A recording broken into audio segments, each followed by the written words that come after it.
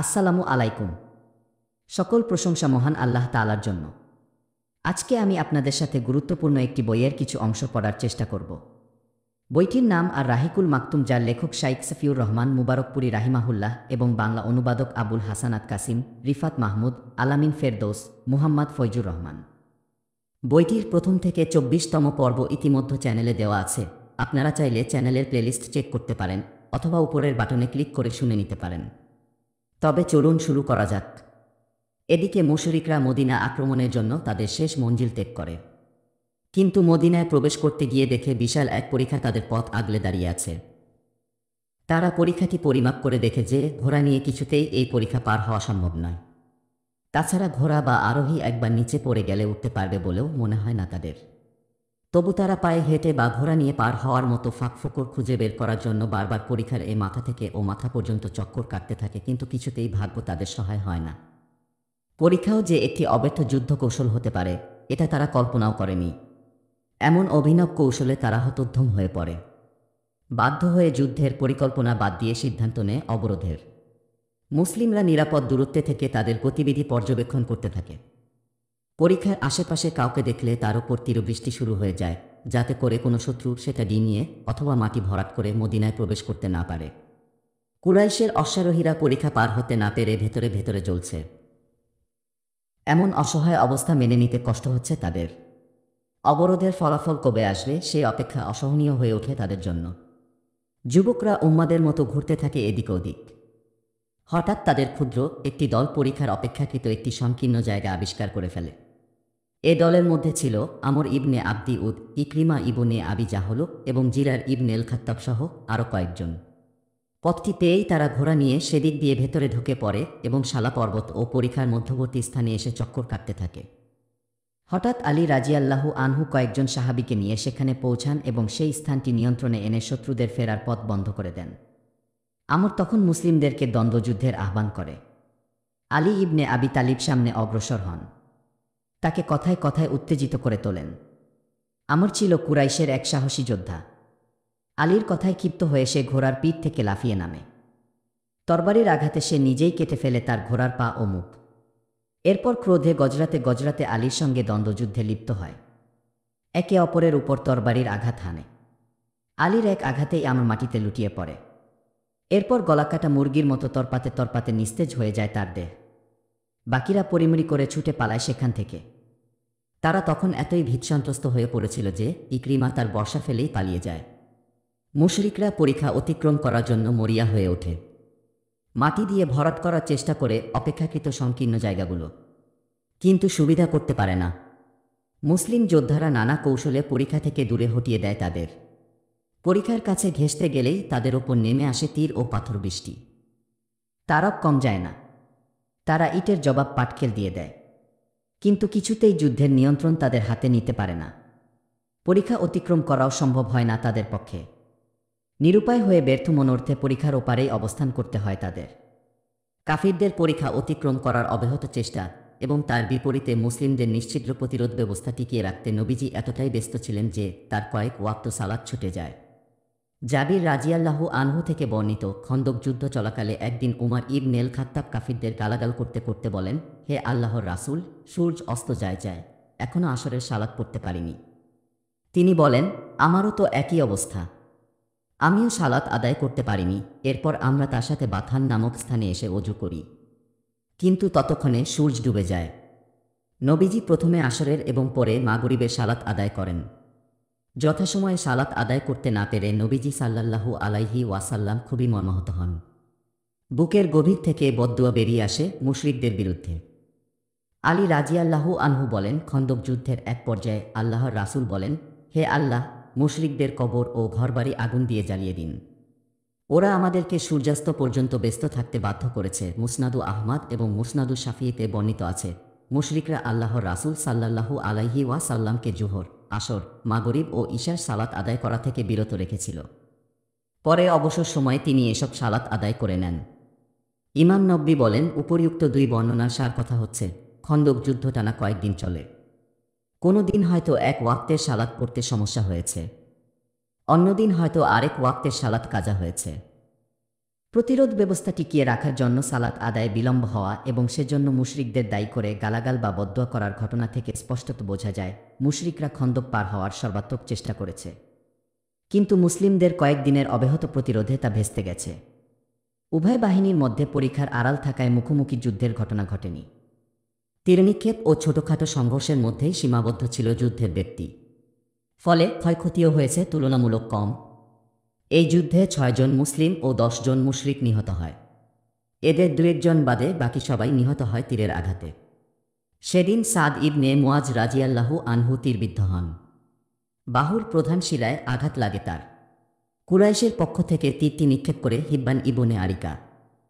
আহত হওয়ার পর তিনি দোয়া করেন, হে আল্লাহ, আপনি জানেন যে সম্প্রদায় আপনার রাসূলকে মিথ্যাবাদী বলে উপহাস করেছে, দেশান্তর করেছে, তাদের বিরুদ্ধে যুদ্ধ করা আমার কাছে যতটা প্রিয়, অন্যদের সাথে করা ততটা প্রিয় নয়।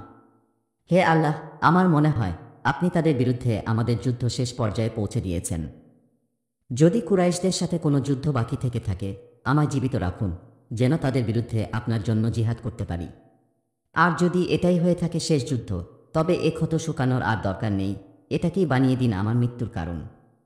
দোয়ার শেষে তিনি বলেন, হে আল্লাহ, বনু কুরাইজার ব্যাপারে আমার চক্ষু শীতল না হওয়া পর্যন্ত আমাকে মৃত্যু দিয়েন না। মুসলিমরা যখন ভয়াবহ এক যুদ্ধে অনিশ্চিত ভবিষ্যতের মুখোমুখি দাঁড়িয়ে, ঠিক তখন বিদ্বেষের বিষধর সাপ ইহুদিদের মনের ভেতর ঢুকে কুণ্ডলি পাকায় এবং সেই বিষ মুসলিমদের গায়ে উগরে দিতে প্ররোচনা দেয়। বনু নাজিরের কুখ্যাত অপরাধী হুয়াই ইবনে আখতাব বনু কুরাইজায় গিয়ে তাদের সর্দার কাব ইবনে আসাদ কুরাজির সাক্ষাৎ প্রার্থী হয়। ভদ্রলোকের সাথে আগে থেকেই নবীজির মৈত্রী চুক্তি রয়েছে। কথা ছিল মুসলিমদের বিরুদ্ধে কোনো যুদ্ধ হলে সে ও তার গোত্র নবীজিকে সাহায্য করবে। তাই হুয়াই এসে তার দরজায় হ্যাঁক ছাড়লে সে ভেতর থেকে দরজা বন্ধ করে দেয়। কিন্তু হুয়াই নাছোড়বান্দা, দেখা করেই যাবে। এজন্য সে এমন সব কথাবার্তা বলা শুরু করে যাতে বাধ্য হয়েই কুরাজির দরজা খুলে দিতে হয়। হুয়াই বলে, হে কাব, আমি তোমার জন্য ইতিহাসের সেরা সম্মাননা ও সমুদ্রের উত্তাল জলরাশি নিয়ে এসেছি। কুরাইশ নেতাদের রুমার মাজমাউল আশালে এনে দাঁড় করিয়েছি। বনু গাতফান ও তাদের মিত্রদের শিবির স্থাপন করতে বলেছি উহুদের প্রান্তবর্তী জামবেনাকনিতে। তারা আমার সাথে অঙ্গীকারবদ্ধ, মুহাম্মদ ও তার সাথীদের ভূপৃষ্ঠ থেকে নিশ্চিহ্ন না করে তারা এখান থেকে এক চুলো সরবে না। কাব উত্তর দেয়, আল্লাহর কসম, তুমি আমার জন্য ইতিহাসের সবচেয়ে লাঞ্ছনাকর প্রস্তাব ও বৃষ্টিহীন মেঘমালার আশ্বাস নিয়ে এসেছ। এতে শুধু বিজলির চমক আছে, 2 পয়সার উপকার করার ক্ষমতা নেই। হুয়াই, আফসোস তোমার জন্য। আমাকে আমার মতো থাকতে দাও। মুহাম্মাদের মধ্যে সততা ও বিশ্বস্ততা ছাড়া আর কিছু দেখিনি আমি। হুয়াই এতেও আশাহত হয় না। সে অনবরত কাবের চুলের খোপা ও কাঁধে হাত বুলিয়ে ফুসলাতে থাকে। এক পর্যায়ে তাকেও বসে নিয়ে আসে। অবশ্য এজন্য তাকে কাবের সঙ্গে এই মর্মে একটি অঙ্গীকার করতে হয়, কুরাইশ ও বনু গাতফান এ যাত্রায় মুহাম্মাদকে হতে করতে ব্যর্থ হলে সেও কাবের সঙ্গে তার দুর্গে প্রবেশ করবে। কাবের যা হবে তারও সেই ভাগ্যবরণ করতে হবে। এই অঙ্গীকার নিয়ে কাব নবীজির সাথে সম্পাদিত চুক্তি ভঙ্গ করে এবং ইসলাম ও মুসলিমদের বিরুদ্ধে অবস্থান নেয়। বনু কুরাইজার ইহুদিরাও এবার সক্রিয়ভাবে যুদ্ধে অংশ নেয়। ইবনে ইসহাক বলেন, সাফিয়া বিনতু আব্দুল মুত্তালিব হাসসান ইবনে সাবিতের ফারিদ নামক দুর্গে আশ্রয় নেন। নারী ও শিশুদের নিয়ে হাসসান নিজেও সেখানে অবস্থান করছিলেন। সাফিয়া বলেন, হঠাৎ আমি লক্ষ্য করি এক ইহুদি দুর্গের চারপাশে চক্কর কাটছে। এর কিছুক্ষণ আগে আমরা সংবাদ পেয়েছি বনু কুরাইজা অঙ্গীকার ভঙ্গ করেছে। এখন নবীজি ও তাদের মধ্যে কোনো মিত্রতা নেই। কাজেই ইহুদিটা যে কোনো সময় নারীদের দুর্গে ঢুকে অঘটন ঘটাতে পারে। তাকে প্রতিহত করার মতো কোনো পুরুষ সৈনিকও তখন সেখানে ছিল না। সবাই এখন খন্দক প্রান্তরে শত্রুর মুখোমুখি দাঁড়িয়ে। সুতরাং তাদের কারো কাছ থেকে সাহায্য পাওয়ার আশা এই মুহূর্তে অন্তত নেই। আমি হাসানকে বললাম, ওই ইহুদিটা দুর্গের আশপাশে ঘুরঘুর করছে। আল্লাহর কসম, আমার আশঙ্কা হচ্ছে সে ফিরে গিয়ে তার স্বজাতি ও সহযোদ্ধাদের বলবে, ফারি দুর্গে মুসলিম নারী ও শিশুরা সম্পূর্ণ অরক্ষিত, সেখানে কোনো পুরুষ যোদ্ধা নেই। তখন বিপদের শেষ থাকবে না। তাই আপনি এখনই গিয়ে তাকে হতে করুন। হাসান বলেন, আল্লাহর কসম, আপনি তো জানেনই আমি এ কাজের জন্য উপযুক্ত নই। এরপর আমি কোমর বেঁধে একটি লাকড়ি হাতে নিই। দুর্গ থেকে নেমে এই লাকড়ি দিয়ে ইহুদির ওপর সজোরে আঘাত করি। এক আঘাতেই তার দফারফা হয়ে যায়। ফিরে এসে আমি হাসানকে বলি, আপনি গিয়ে নিহত ইহুদিটার জিনিসপত্র খুলে নিয়ে আসুন। সে পুরুষ বলে আমি এ কাজটি করিনি। হাসান বলেন, এগুলো আমার প্রয়োজন নেই। বলার অপেক্ষা রাখে না। নবীজির ফুফু সাফিয়ার এই সাহসী পদক্ষেপ মুসলিম নারী ও শিশুদের নিরাপত্তায় অনেক বড় ভূমিকা রাখে। একটি মাত্র হত্যাকাণ্ড থেকেই ইহুদিরা ধরে নেয় দুর্গ ও গুহাগুলো মুসলিম সৈনিকদের নিয়ন্ত্রণে। এজন্য তারা আর সরাসরি যুদ্ধ করতে আসেনি। তবে মুশরিকদের সঙ্গে একাত্মতার প্রমাণস্বরূপ তারা রসদ সরবরাহ করে। মুসলিমরা একবার তাদের রসদবাহী 20টি উট আটকেও দেয়। বনু কুরাইজার এ বিদ্রোহের সংবাদ নবীজি সাল্লাল্লাহু আলাইহি ওয়াসাল্লামের কাছে পৌঁছলে তিনি এ সত্যতা নিশ্চিত করার ব্যবস্থা নেন, যাতে তাদের মনোভাব বুঝতে পারেন এবং সে আলোকে নতুন করে সমরপরিকল্পনা সাজাতে পারেন। এ লক্ষ্যে তিনি সাদ ইবনে মুয়াজ, সাদ ইবনে উবাদা, আবদুল্লাহ ইবনে রাওয়াহা এবং খাওয়াত ইবনে জুবাইরকে পাঠান। তাদের বলে দেন, তোমরা যাও, এই গোত্রের ব্যাপারে আমার কাছে যে সংবাদ এসেছে তা সঠিক কি না যাচাই করো। সত্য হলে আমার কাছে এসে সাংকেতিক ভাষায় বুঝিয়ে বলবে। জনসম্মুখে প্রকাশ করে তাদের দুশ্চিন্তা বাড়াবে না। আর যদি তারা প্রতিশ্রুতিতে অটল থাকে তবে সবার সামনে সে কথা ঘোষণা করবে।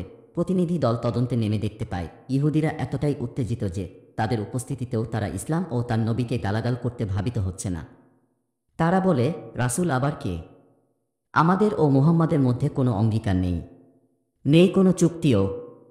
প্রতিনিধিরা ফিরে এসে নবীজিকে বলেন, এরাও আজল ও কারার মতোই, অর্থাৎ এরাও আজল, কারাহ ও রাজির অধিবাসীদের মতোই বিশ্বাসঘাতকতা করেছে। বিষয়টি যথাসম্ভব গোপন রাখার চেষ্টা করা হয়। তারপরও বেশিরভাগ মানুষ জেনে যায়। তাদের কানে বেজে ওঠে এক ভয়ঙ্কর দিনের অশনি সংকেত। মুসলিমরা তখন আক্ষরিক অর্থেই বিপদসীমার ওপর দাঁড়িয়ে। বনু কুরাইজা ও মুসলিমরা একই ভূখণ্ডের বাসিন্দা। কোনো রকমের আড়াল বা সীমানা প্রাচীর নেই তাদের মধ্যে। তাছাড়া মুসলিম নারী ও শিশুদেরকে রেখে যাওয়া হয়েছে তাদের পার্শ্ববর্তী অরক্ষিত একটি দুর্গে। এমন পরিস্থিতিতে তারা সেই দুর্গে আক্রমণ করলে অথবা পেছন থেকে মুসলিম বাহিনীর উপর ঝাঁপিয়ে পড়লে মুহূর্তেই সব তছনছ হয়ে যাবে। আবার চোখের সামনে বিশাল শত্রু বাহিনী রেখে পেছনে ফিরে যাওয়াও সম্ভব নয়। এতে অবস্থা আরও গুরুতর হতে পারে। মহান আল্লাহ মুসলিমদের এই উভয় সংকটের চিত্র এঁকেছেন এভাবে, যখন তারা তোমাদের বিরুদ্ধে জোটবদ্ধ হয়েছিল তোমাদের ওপর এবং নিচ থেকে, তখন ভয় তোমাদের চোখ ছানাবড়া হয়ে গিয়েছিল, প্রাণ ওষ্ঠাগত হয়ে পড়েছিল এবং তোমরা আল্লাহ সম্পর্কে ধারণা করতে শুরু করেছ বিরূপ সব ধারণা। সেই সময় মুমিনদেরকে পরীক্ষা নেওয়া হয়েছিল, এমনকি ভীষণভাবে কেঁপে উঠেছিল তাদের ভীত ইহুদিদের দেখাদেখি মুনাফিকরাও মাথাচাড়া দিয়ে ওঠে। তারা বলতে থাকে, মুহাম্মদ আমাদেরকে আশ্বাস দিয়েছিল আমরা কায়সার কিসরার ধনভাণ্ডারের মালিক হব, অথচ আমরা এখন নিজেদের নিরাপত্তা নিয়েই উদ্বিগ্ন। নিশ্চিন্তে প্রাকৃতিক কাজ করাটাও তো এখন কষ্টকর হয়ে গিয়েছে আমাদের জন্য। এদের কেউ কেউ আবার নবীজিকে গিয়ে বলছিল, আমাদের ঘরবাড়ি মদিনার বাইরে অনিরাপদ অবস্থায় পড়ে আছে, দয়া করে আমাদের অনুমতি দিন, আমরা সেখানে গিয়ে নিরাপত্তার ব্যবস্থা করি। তাদের এসব কথাবার্তায় বনু সালিমাও মনোবল হারিয়ে ফেলে। আল্লাহ তখন অবতীর্ণ করেন, স্মরণ করুন যখন মুনাফিক ও বেধিগ্রস্ত অন্তরের লোকেরা বলছিল, আল্লাহ ও তার রাসূল যে প্রতিশ্রুতি দিয়েছেন তা প্রতারণা ছাড়া কিছুই নয়। আরও স্মরণ করুন যখন তাদেরই একটি দল বলছিল, হে ইয়াসরিববাসী, এখানে তোমরা টিকতে পারবে না, তাই ঘরে ফিরে যাও। তাদের আরেকটি দল তো নবীর কাছে এই বলে অনুমতি চাইছিল, আমাদের ঘরগুলো অরক্ষিত, আমাদের ফিরে যেতে দিন।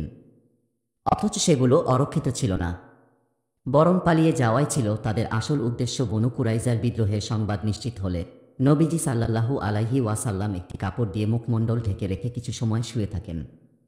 এতে জনমনে বিপদের আশঙ্কা আরও ঘনীভূত হয়। কিন্তু কিছুক্ষণ পর তিনি শয্যা থেকে উঠলে দেখা যায় তার মুখমণ্ডলে আশার আলো চিকচিক করছে। তিনি দাঁড়িয়ে শরীরের ধুলোবালি ঝাড়তে ঝাড়তে বলেন, হে মুসলিম জাতি, আল্লাহর পক্ষ থেকে বিজয় ও সাহায্যের সুসংবাদ গ্রহণ করো। এ কথা বলে তিনি উদ্ভূত পরিস্থিতি সামাল দিতে বেশ কিছু সতর্ক পদক্ষেপ নেন। তার অংশ হিসেবে বাছাই করা কয়েকজন সাহাবীর ছোট একটি দল পাঠিয়ে দেন মদিনার প্রহরায়, যেন নারী শিশুদের ওপর ইহুদিরা অতর্কিত হামলা করতে না পারে। কিন্তু শত্রুপক্ষ প্রোপাগান্ডা ও বন্ধুত্বের প্রলোভনের মাধ্যমে যেভাবে তাদের দল ভারী করছিল, তার বিপরীতে মুসলিমদের এই সতর্কতা যথেষ্ট ছিল না। তাদের জন্য তখন অপরিহার্য হয়ে পড়েছিল যে কোনো মূল্যে তাদের ঐক্য বিনষ্ট করা। এ লক্ষ্যে নবীজি বনু গাতফানের সর্দার ওয়াইনা ইবনে হিশান ও হারিস ইবনে আফের সাথে একটি সমঝোতা চুক্তি করার সিদ্ধান্ত নেন। এ চুক্তিতে তাদেরকে মদিনার মোট উৎপাদিত খাদ্যশস্যের 1/3 দেওয়ার প্রস্তাব থাকবে। আর এমন সুবিধা পেলে তারা শত্রুপক্ষ ছেড়ে ঘরে ফিরে যাবে। তখন মুসলিমরা বেশ ভালোভাবে কুরাইশ ও তাদের মিত্রদের মোকাবেলা করতে পারবে।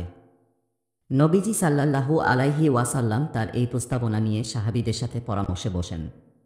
প্রাথমিক আলাপে সবার মতামত নেন। সবশেষে তিনি আলাদা করে সাদ ইবনে মুআজ ও সাদ ইবনে উবাদার মতামত জানতে চান। তারা দুজনেই ভিন্নমত পোষণ করে বলেন, এ প্রস্তাবনা আল্লাহর নির্দেশে হয়ে থাকলে এটাই আমাদের জন্য শিরোধার্য। কিন্তু তা না হয়ে এটা যদি হয় আমাদের প্রতি আপনার স্বপ্রণোদিত কলেন চিন্তার বহিঃপ্রকাশ, তবে আমরা বলবো এসবের দরকার নেই। আমরা যখন তাদের মতো মুশরিক ছিলাম তখনই তো তারা বেচাকেনা ছাড়া আমাদের কাছ থেকে একটি সস্তাদানাও আশা করতে পারত না। আর এখন কিনা আল্লাহ আমাদেরকে ইসলাম দ্বারা সম্মানিত করার পর এদেরকে আমাদের সম্পদ দেব। আল্লাহর কসম, তরবারির আঘাত ছাড়া তাদের জন্য আমাদের কাছে আর কিছুই বরাদ্দ নেই। নবীজি তাদের অভিমত সমর্থন করে বলেন, তোমরা ঠিকই বলেছ। তবে আমি দেখছি গোটা আরব আজ তোমাদের বিরুদ্ধে উঠে পড়ে লেগেছে। সবার তীরের নিশানা আজ তোমাদের দিকে। তাই আমি তোমাদের জন্য সহজ কিছু করতে চাইছিলাম। এরপর আল্লাহর ইচ্ছায় সহসাই শত্রুদের মধ্যে ভাঙন শুরু হয়। তাদের মনোবলে ভাটা পড়ে, স্তিমিত হয়ে আসে তাদের প্রতিশোধ স্পৃহা। বনু গাতফানের নুয়াইম ইবনে মাসুদ ইবনি আমির আশজাই নবীজির কাছে এসে চুপিসারে বলেন, হে আল্লাহর রাসূল, আমি সবে ইসলাম গ্রহণ করেছি। আমার সম্প্রদায় আমার ইসলাম সম্পর্কে অবগত নয়। আপনি যা ইচ্ছা আমাকে আদেশ করুন।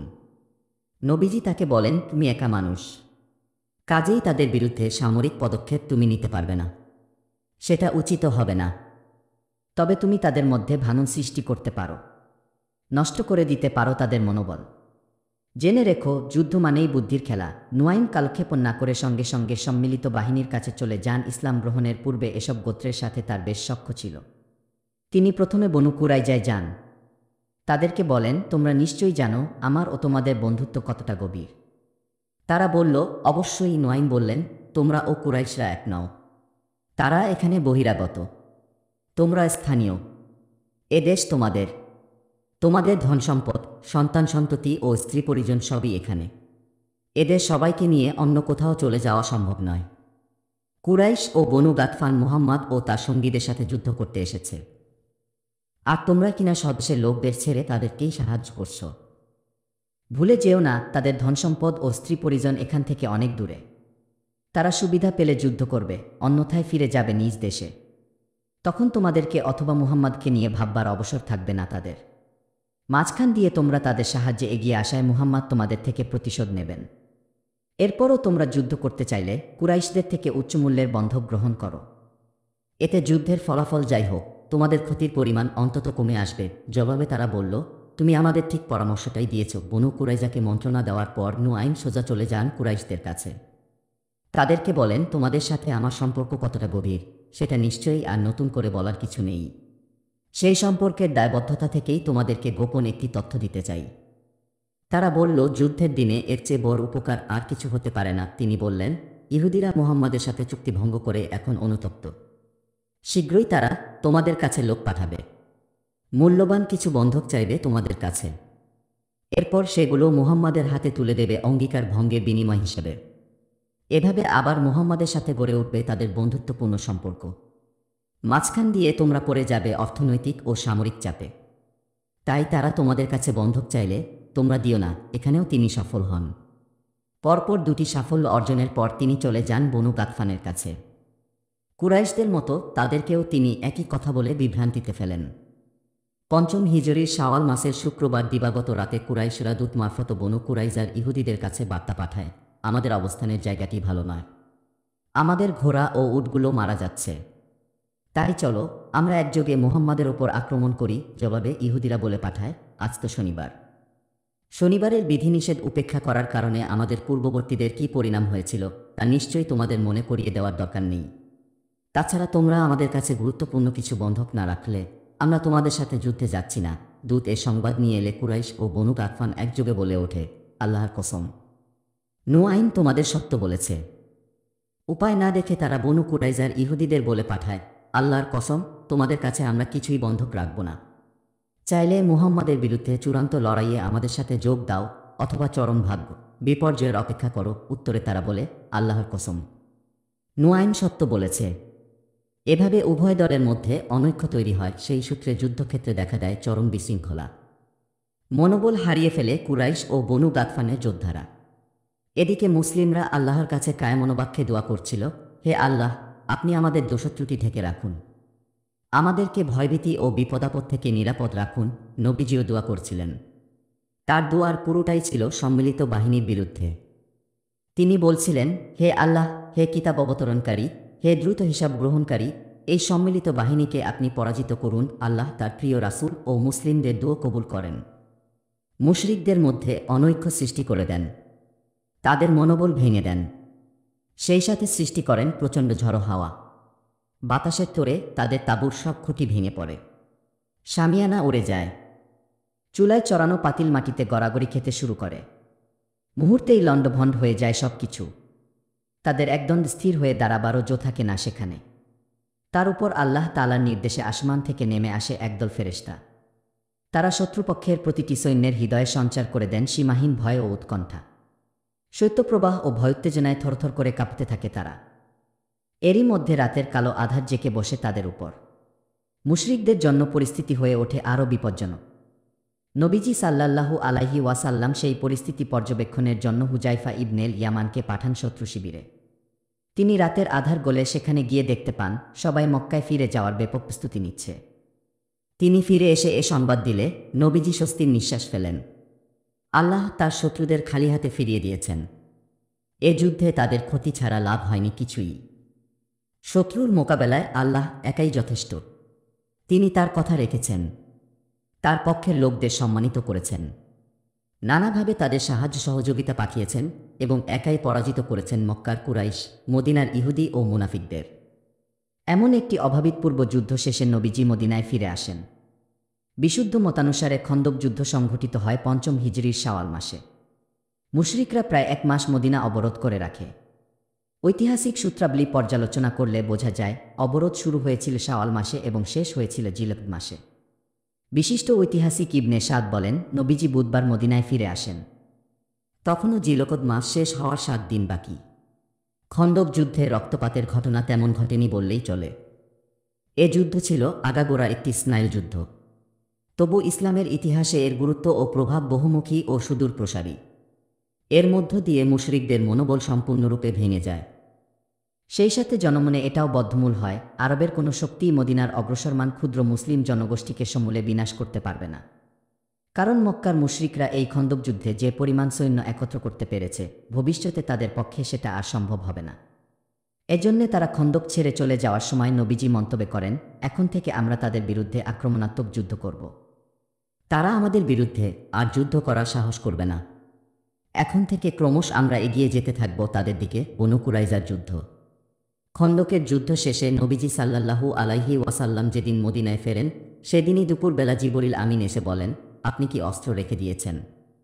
ফেরেশতারা কিন্তু এখনও তাদের অস্ত্র রাখেনি, আসমানেও ফিরে যায়নি। তারা সবাই বনু কুরাইজার বিশ্বাসঘাতকদের সন্ধানে বেরিয়েছে। আপনিও এক্ষুনি আপনার সঙ্গীদের নিয়ে আমাদের সাথে চলুন। আমি আপনাকে সামনে থেকে পথ দেখিয়ে নিয়ে যাব। তাদের দুর্গে কম্পন সৃষ্টি করব। সেই সাথে তাদের মনে জাগিয়ে তুলব সীমাহীন ভয়। এ কথা বলে জিবরিল আমিন তার সহচর ফেরেশতাদের নিয়ে আগে আগে চলতে থাকেন। নবীজি তখন গোসল করছিলেন।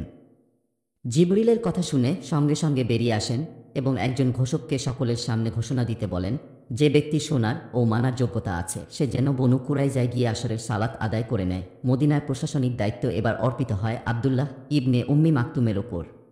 যুদ্ধের পতাকা দেওয়া হয় আলী ইবনে আবি তালিবের হাতে। সাহাবীদের একটি দল নিয়ে তিনি সঙ্গে সঙ্গে রওনা হয়ে যান বনু কুরাইজার উদ্দেশ্যে। দুর্গের কাছাকাছি পৌঁছলে তারা শুনতে পান ভেতর থেকে নরাধমগুলো অকথ্য ভাষায় নবীজিকে গালিগালাজ করছে। আনসার ও মুহাজিরদের আরেকটি দল নিয়ে নবীজি নিজেও বের হন। তিনি বনু কুরাইজার একটি কূপের ধারে গিয়ে যাত্রাবিরতি দেন। কূপটির নাম আন্না। মদিনার অন্যান্য মুসলিমের কাছেও ততক্ষণে বনু কুরাইজা আক্রমণের সংবাদ এবং নবীজির নির্দেশনা পৌঁছে যায়। এক এক করে যুদ্ধক্ষম প্রত্যেকে বেরিয়ে পড়ে তার অনুসরণে।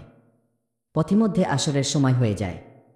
নবীজি যেহেতু বলেছেন বনু কুরাইজায় গিয়ে সালাত আদায় করতে, তাই হঠাৎ করে সালাত পড়া নিয়ে সাহাবীদের মধ্যে মতপার্থক্য দেখা দেয়। একদল বলেন, আল্লাহর রাসূলের নির্দেশ অনুসারে আমরা গন্তব্যে পৌঁছেই সালাত আদায় করব, এমনকি তাদের কেউ কেউ ঈশার পর আসর আদায় করেন। আরেক দল বলেন, আল্লাহর রাসূল মূলত সেই কথাটি আমাদের বলেছিলেন দ্রুত পথ চলতে উদ্বুদ্ধ করার জন্য। এ কথা বলে তারা যথাসময় পথেই আসরের সালাত পড়ে নেন। পরবর্তীকালে এ ঘটনা নবীজির গোচরে দেওয়া হলে তিনি দুদলের দুরকমের আমলকেই সমর্থন করেন। মোটো কথা, মুসলিমরা দলে দলে বিভক্ত হয়ে দুর্বার গতিতে এগিয়ে যেতে থাকে বনু কুরাইজার দিকে। অল্প সময়ের ব্যবধানে সবাই নবীজির সঙ্গে মিলিত হয়। মুসলিমদের সৈন্য সংখ্যা দাঁড়ায় ৩,০০০। এদের মধ্যে অশ্বারোহী মাত্র ৩০ জন। সকল সৈন্য একত্র হলে তারা বনু কুরাইজার দুর্গের চারপাশে গিয়ে অবস্থান নেন এবং অবরোধ আরোপ করেন। দিন দিন অবরোধ কঠিন থেকে কঠিনতর হতে থাকে। ইহুদিদের অবস্থা শোচনীয় পর্যায়ে গিয়ে থেকে রসদ ফুরিয়ে আসে তাদের। কারো পক্ষ থেকে কোনো রকমের সাহায্য আসার পথও বন্ধ। এমন পরিস্থিতিতে নিরুপায় ইহুদি সর্দার কাব ইবনে আসাদ তার লোকদের সামনে ৩টি প্রস্তাব রাখে। ১. ইসলাম গ্রহণের মাধ্যমে মুহাম্মাদের আনুগত্য করো, তার দিনকে সত্য বলে মেনে নাও।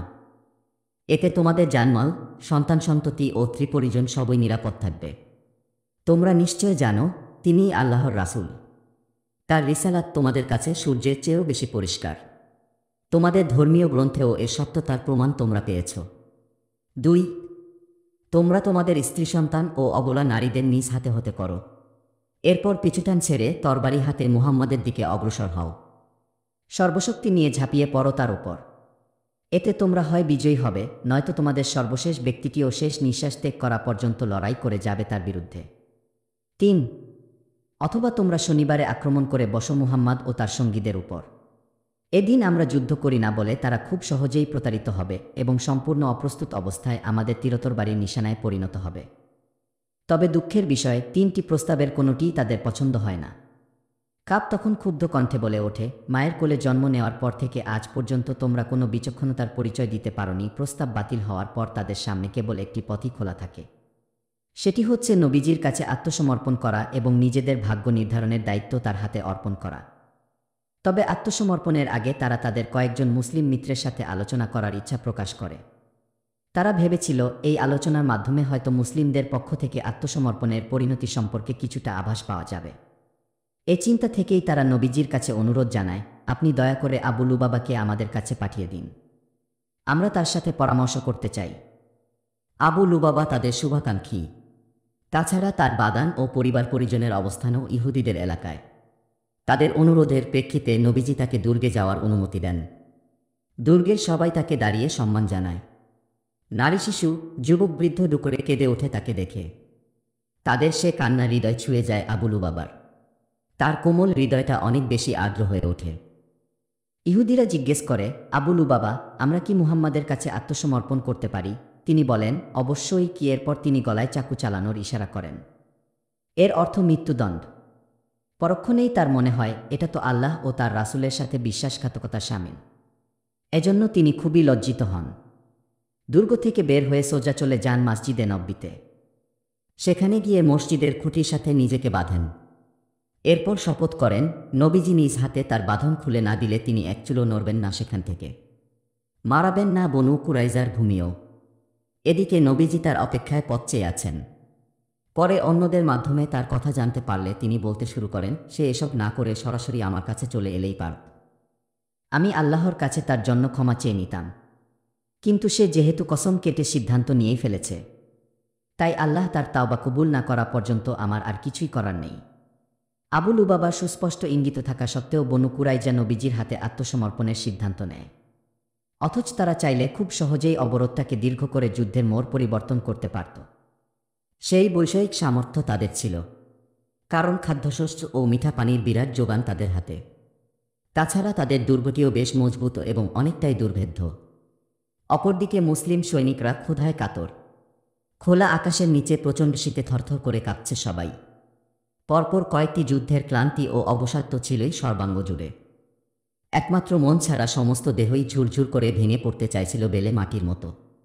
এ অবস্থায় ইহুদিরা চাইলে যুদ্ধের মোড় হয়তো ঘুরিয়ে দিতে পারত, কিন্তু সে সাহস তাদের হয়নি।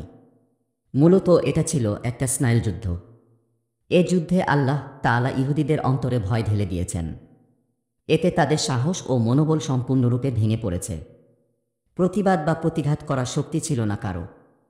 বিশেষ করে যখন আলী ইবনে আবি তালিব, জুবাইর ইবনেল আওয়াম হায়দারি হ্যাক ছেড়ে তাদের দিকে এগিয়ে যান।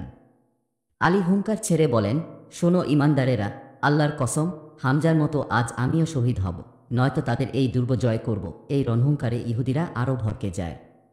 সুলসুল করে দুর্গ থেকে নেমে আসে। নবীজির নির্দেশে সেখানকার পুরুষ মানুষগুলোকে বন্দী করা হয়, আর মুহাম্মদ ইবনে মাসলামার তত্ত্বাবধানে হাতকড়া পরানো হয়। নারী ও শিশুদেরকে দূরে রাখা হয় পুরুষদের থেকে। আউস গোত্রের লোকেরা তখন নবীজির কাছে এসে বলে, হে আল্লাহর রাসূল, বনু কাইনুকার সাথে আপনি তুলনামূলক কোমল আচরণ করেছিলেন। আপনার নিশ্চয়ই মনে আছে সেটা। তারা ছিল আমাদের ভাই খাজরাজের মিত্র, আর এরা আমাদের মিত্র, তাই এদের প্রতিও আপনি দয়ার আচরণ করুন। নবীজি জিজ্ঞেস করেন, তাদের বিচারের ভার তোমাদেরই একজনের হাতে দেওয়া হলে কেমন হয়? তারা উত্তর দেয়, বেশ ভালো হয়। নবীজি বলেন, ঠিক আছে। তাদের বিষয়টি সাদ ইবনে মুআজের বিবেচনায় ছেড়ে দেওয়া হলো। সে যা রায় দেবে তাই হবে। তারা বলে, আমরা এতে রাজি। সাদ ইবনে মুআজ তখন মদিনায় ছিলেন। খন্দক যুদ্ধে তিনি হাতের চণ্ড আঘাত পাওয়ার কারণে এ যুদ্ধে আর অংশ নিতে পারেননি। পরে ইহুদিদের ব্যাপারে সিদ্ধান্ত দেওয়ার জন্য নবীজি তাকে ডেকে পাঠান। একটি গাধায় করে তিনি সেখানে উপস্থিত হন। পথিমধ্যে অপরাপর ইহুদি ও বনু কুরাইজার মিত্ররা তাকে অনুনয় করে বলে, সাদ, তোমার ভাইদের প্রতি সদাচার করো। নবীজি তোমাকেই তাদের বিচারক স্থির করেছেন। তারা এখন তোমার দয়ার ভিখারি। কিন্তু সাদ কোনো উত্তর দেন না। এতে তাদের মানসিক চাপ আরও বেড়ে যায়। তখন তিনি বলতে শুরু করেন, আমি এখন এমন সময় পার করছি যেখান থেকে আল্লাহর হকের ক্ষেত্রে কোনো নিন্দুকে নিন্দার ভয় করা উচিত নয়। তার এমন উত্তর সবাইকে হতাশ করে। অনেকে সেখান থেকেই বন্দী ইহুদিদের প্রতি সমবেদনা জানিয়ে মদিনায় ফিরে আসে। সাদ নবীজির কাছে পৌঁছলে তিনি সাহাবীদের বলেন, তোমরা তোমাদের সর্দারকে অভ্যর্থনা করো। তারা গিয়ে তাকে গাধার পিঠ থেকে নামিয়ে আনেন। এরপর বলেন, হে সাদ, এরা তোমার নির্দেশের অপেক্ষায় আছে। সাদ জিজ্ঞেস করেন, এদের ব্যাপারে আমার সিদ্ধান্তই কি চূড়ান্ত? তারা ইতিবাচক উত্তর দেন। তিনি আবার জিজ্ঞেস করেন, মুসলিমদের উপরও কি আমার সিদ্ধান্ত কার্যকর হবে? তারা আবারও সবাই একই উত্তর দেন। তারপর নবীজির সম্মানে তার প্রতি ইঙ্গিত করে বলেন, ওখানে যিনি আছেন তার ওপরও কি কার্যকর হবে? নবীজি বলেন, হ্যাঁ, তোমার সিদ্ধান্ত আমার ক্ষেত্রেও কার্যকর। এভাবে সব দিক থেকে নিশ্চিত হয়ে তিনি বলেন, এদের ব্যাপারে আমার সিদ্ধান্ত হচ্ছে, এদের পুরুষদের হতে করা হোক, নারী ও শিশুদের বন্দী করতে হবে এবং সবার মাঝে বন্টন করে দিতে হবে তাদের ধন সম্পদ। তার এই অভাবিত সিদ্ধান্ত শুনে নবীজি বলেন, সাদ, তুমি আল্লাহর ফয়সালা অনুসারেই সিদ্ধান্ত দিয়েছ। তিনি এটা বহু আগেই 7 আসমানের ওপরে লিখে রেখেছেন। সাদের এই সিদ্ধান্ত ছিল খুবই ন্যায়সঙ্গত ও ইনসাফপূর্ণ, কারণ বনু কুরাইজা বরাবরই বিশ্বাসঘাতকতা করে আসছিল। সর্বশেষ মুসলিমরা যখন খন্দক প্রান্তরে মৃত্যুমুখে দাঁড়িয়ে, ঠিক তখন তারা হাত মেলায় শত্রুর সাথে। তাছাড়া মুসলিমদের নির্মূল করার জন্য তারা 1500 তরবারি, 2000 বর্শা, 300 লৌহবর্ম এবং 500টি ঢালের বিশাল মজুদ গড়ে তোলে, যা দুর্গজয়ের পর মুসলিমদের দখলে চলে আসে। নবীজির নির্দেশে নাজ্জার গোত্রের এক বাসিন্দা হারিসের মেয়ের বাড়িতে বনু কুরাইজার লোকদেরকে আটকে রাখা হয়। এদিকে মদিনার বাজারে তাদের জন্য খনন করা হচ্ছে বিশাল বিশাল গর্ত। খনন কাজ শেষ হলে তাদের এক একজনকে সেখানে নিয়ে আসা হয় এবং হতে করে ফেলে দেওয়া হয় সেসব গর্তে। তাদের একদলকে গর্তের পাড়ে নিয়ে যাওয়া হলে অন্যরা কাব ইবনে আসাদকে জিজ্ঞেস করে, আচ্ছা, আমাদের সাথে কেমন আচরণ করা হবে? উত্তরে সে বলে, তোমরা কি আসলেই বুঝতে পারছো না তাদেরকে নিয়ে কি করা হচ্ছে? তোমরা কি দেখছো না যাকে একবার ডাকা হচ্ছে সে আর ফিরে আসছে না? আল্লাহর কসম, তাদেরকে হতে করা হচ্ছে। তোমাদের সাথেও ঠিক তাই করা হবে।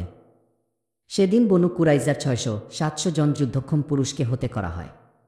এরা জাতিগতভাবেই বিশ্বাসঘাতক, ধোঁকাবাজ ও দুমুখ সাপ। এদের অপরাধ বহুমাত্রিক। এরা অঙ্গীকার ভঙ্গ করেছে, মুসলিমদের ভূপৃষ্ঠ থেকে নিশ্চিহ্ন করার ভয়ঙ্কর ষড়যন্ত্রে মেতে উঠেছে এবং যুদ্ধাপরাধে জড়িয়েছে। এজন্য তাদের মৃত্যুদণ্ড ছিল সময়ের সেরা সিদ্ধান্ত। এদের সাথে বনু নাজিরের দাগী আসামি হুয়াই ইবনে আখতাবও নিহত হয়। উম্মুল মুমিনিন সাফিয়ার পিতা সে। বনু কুরাইজার সর্দার কাবের সাথে হুয়াই ইবনে আখতাব চুক্তি করেছিল, এ যাত্রায় তারা মুহাম্মদকে হতে করতে ব্যর্থ হলে কাবের দুর্গে এসে আশ্রয় নেবে এবং কাবদের ভাগ্যে যা ঘটবে সেও তা মেনে নেবে।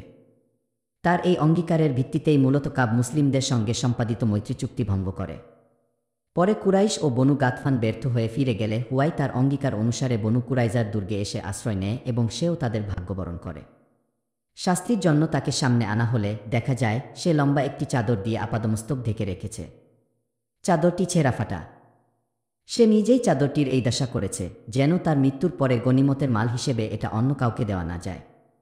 2 হাত পিঠমোড়া করে বেঁধে তাকে গর্তের পাশে হাজির করা হয়। সে তখন নবীজিকে বলে, আল্লাহর কসম করে বলছি, তোমার সাথে শত্রুতার কারণে আমার কোনো আফসোস নেই। যে আল্লাহর সাথে যুদ্ধ করে সে তো পরাজিত হবেই। এরপর সে উপস্থিত জনতাকে লক্ষ্য করে বলে, শোনো তোমরা, এটাই আল্লাহর ফয়সালা, তাকদীরের লিখন। যা হওয়ার ছিল তাই হচ্ছে, এতে আমার কোনো দুঃখ নেই।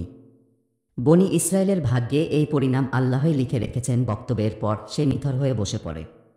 অন্যদের মতো তাকেও হতে করা হয়। পুরুষদের পাশাপাশি এক নারীকেও সেদিন মৃত্যুদণ্ড দেওয়া হয়, কারণ সে জাতা নিক্ষেপ করে খাল্লাদ ইবনে সুওয়াইদকে হতে করেছিল। এছাড়া নারী, শিশু, অপ্রাপ্ত বয়স্ক ও অক্ষমদেরকে নবীজি প্রাণের নিরাপত্তা দেন। আতিয়া কুরাজি তখন নাবালক ছিলেন, এজন্য তাকেও ছেড়ে দেওয়া হয়। পরবর্তীকালে তিনি ইসলামের ছায়াতলে এসে সাহাবী হওয়ার গৌরব অর্জন করেন। সাবিত ইবনে কাইস নবীজির কাছে আবেদন জানান তিনি যেন জুবাইর ইবনে বাতা ও তার পরিবারকে সাবিতের জিম্মায় দিয়ে দেন, কারণ তার ওপর জুবাইরের বিশেষ একটি অনুগ্রহ ছিল। তারই কৃতজ্ঞতাস্বরূপ তিনি এই আবেদন করেন। নবীজি তার আবেদন মঞ্জুর করেন। জুবাইরকে সপরিবারে তার হাতে তুলে দেন। সাবিত জুবাইরকে বলেন, আল্লাহর রাসূল আমার অনুরোধে তোমাকে সপরিবারে আমার হাতে তুলে দিয়েছেন। আমি তোমাকে মুক্তি দিলাম, তুমি সবাইকে নিয়ে নিরাপদে চলে যেতে পারো। কিন্তু জুবাইর অন্যান্য ইহুদির হতের কথা শুনে বলে ওঠে, আমি তোমার কাছে হাত জোর করে অনুরোধ করছি, আমাকে মুক্ত না করে বরং আমাকে আমার প্রিয়জনদের কাছে পাঠিয়ে দাও। তাদের সাথেই আমি ভালো থাকব। উপায় না দেখে তাকেও হতে করে জাহান্নামে তার প্রিয়জনদের কাছে পাঠিয়ে দেওয়া হয়। সাবিত তখন জুবাইরের পুত্র আব্দুর রহমান ইবনে জুবাইরকে প্রাণে বাঁচানোর চেষ্টা করে সফল হন। বর হয়ে আব্দুর রহমান ইসলাম গ্রহণ করে। একইভাবে বনু নাজারের উম্মুল মুনজির সালমা বিনতু কাইস রাজিয়াল্লাহু আনহা রিফা ইবনে সামুয়াল কুরাজিকে তার জিম্মায় দিয়ে দেওয়ার অনুরোধ করেন। তার কথা মতো নবীজি রিফাকে তার জিম্মায় দিয়ে দেন। পরবর্তীকালে রিফা ও ইসলাম গ্রহণ করেন এবং লাভ করেন সাহাবী হওয়ার অনন্য মর্যাদা। সুপ্রিয় শ্রোতা মণ্ডলী, 25তম পর্বের ভিডিও আজকের মতো এখানেই শেষ করছি। 26তম পর্বটি শুনতে আমাদের চ্যানেল ভিজিট করুন। ধন্যবাদ আমাদের পাশে থাকার জন্য।